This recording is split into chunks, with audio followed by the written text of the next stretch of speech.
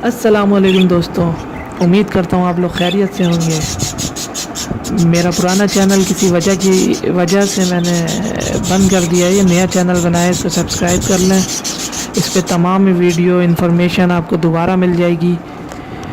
आज के टॉपिक के हवाले से बात करते हैं। आज का टॉपिक रखा है मैंने सॉफ्ट फूड के हवाले से।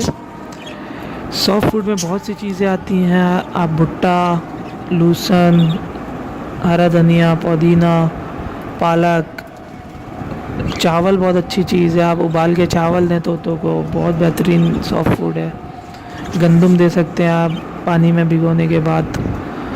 आप जैसा कि इस वीडियो में देख सकते हैं, थोड़ा ठंडा मौसम है, बारिशों का मौसम चल रहा है। मैंने इनको सॉफ्ट फूड के तौर पे पालक दी है और ये काफ़ी एंजॉय करके मज़े से खा रहे हैं।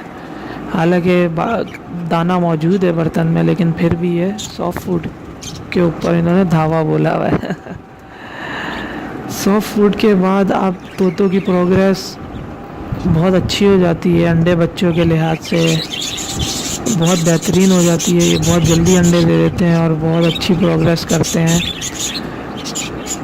आप इनको देते रहें सॉफ्ट फूड, हफ्ते में एक बार, अल्टरनेट डेज़ में गंदम दे दें, चावल दे दें, खीरा दे दें, पालक, लहसुन, भुट्टा वगैरह बहुत अच्छी चीज़ है, मुफीद चीज़ है इनके लिए।